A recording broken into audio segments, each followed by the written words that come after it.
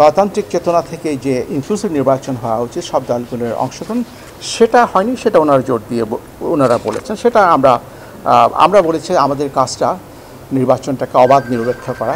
রাজনৈতিক সমস্যাগুলোর নিরসন না হলে নির্বাচন ব্যবস্থাটা আরও স্টেবল হবে না। ব্যক্তির উপর, নির্বাচন কমিশনের ব্যক্তির উপর নির্ভরতা কমাতে হবে। একটা ইভিএম নিয়েও কিন্তু আজ পর্যন্ত কেউ বলেনি এখানের ভোট ওখানে চলে গেছে।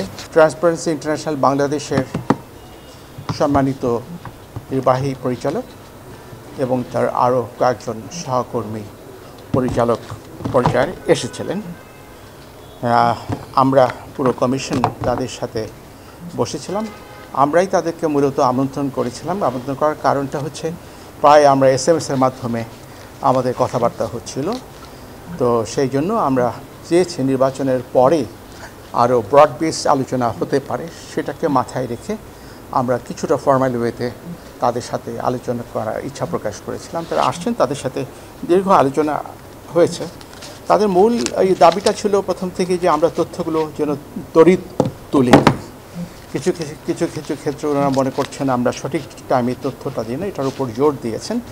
আবার কিছু ক্ষেত্রে ওরা অ্যাপ্রিসিয়েট করেছেন যে বলা মাত্রই আমরা তথ্য দিয়েছি। ওনারা তথ্যের অবাধ প্রবাহ যাচ্ছেন এবং যে কোনো তথ্য যেন আমরা তুলে দিই। আবার কিছু ক্ষেত্রে ওনারা বলেছেন যে আমাদের কিছু দায়িত্ব আমরা পুরোপুরি হয়তো পালন করছি না। সেটা আমাদের মাননীয় কমিশনার বলেছেন জনাব আলমগীর সাহেব, যে আমাদের আইনে কিন্তু সীমাবদ্ধতা আছে, আমরা কতটুকু করতে পারবো।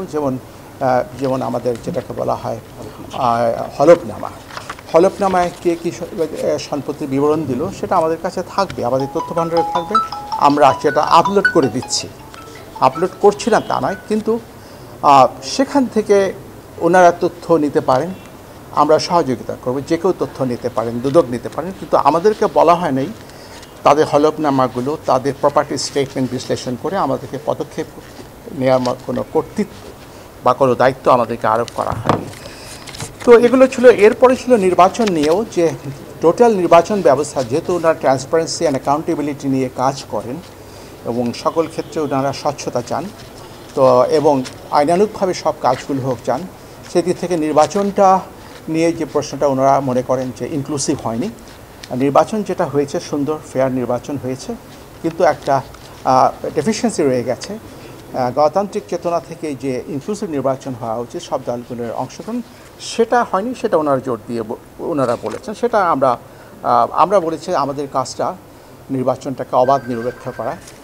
আর আমরা এবং আমার মাননীয় কমিশনাররা বলেছেন দেশে যে সমস্যা সেটা হচ্ছে অনেকটাই রাজনৈতিক সমস্যাগুলোর নিরসন না হলে নির্বাচন ব্যবস্থাটা আরও স্টেবল হবে না, আরও স্টেবল হওয়া ডিফিকাল্ট হবে।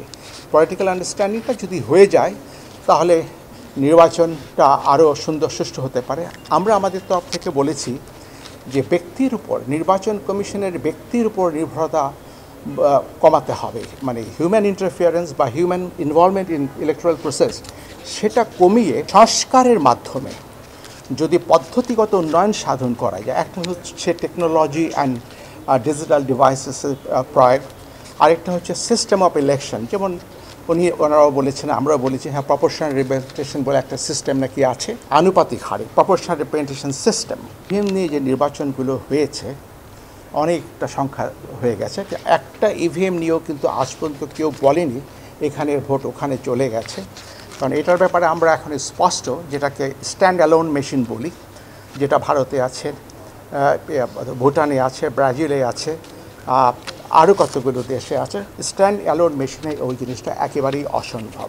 ইভিএমটাকে আরও সহজ করা যায়। আমরা বলেছি হ্যাঁ এটা তো চেষ্টার মাধ্যমে গ্র্যাজুয়ালি অনেক সহজ করা যেতে পারে। 3টা বাটন আছে, সেখানে একটা বাটন হতে পারে, এমন হতে পারে টাচ স্ক্রিনের মাধ্যমে। কিন্তু ইভিএম দিয়ে ওখানে ভিভিপ্যাট, আমরা বলি হ্যাঁ মানুষের যেহেতু আস্থা যদি না থাকে, তাহলে যদি ভিভিপ্যাট অ্যাড করা যায়, তাহলে যদি আস্থা ফিরে আসে, তাহলে that can B a good way political. তবে সেটা আমরা বললে হবে না, রাজনৈতিক দলগুলো যদি ঐকমত্য পোষণ করে যে ইভিএমের মধ্যে যদি ভিভিপ্যাটটা লাগিয়ে দেওয়া যায়, তাহলে আমরা অ্যাগ্রি করব এবং নির্বাচনটা অনেক অধিক সুষ্ঠু হবে।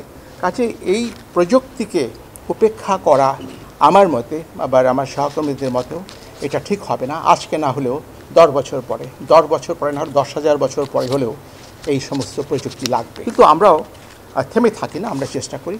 কাজে আমাদের যে সীমিত সামর্থ্য, ইলেকশন কমিশন যতটুকু করা সম্ভব আমরা চেষ্টা করি। আমাদের যে একেবারে অনন্ত সক্ষমতা আছে সেটা মোটেই না, এবং ইলেকশন কমিশন একা কখনোই সুষ্ঠু অবাধ নিরপেক্ষ নির্বাচন করতে পারবে না।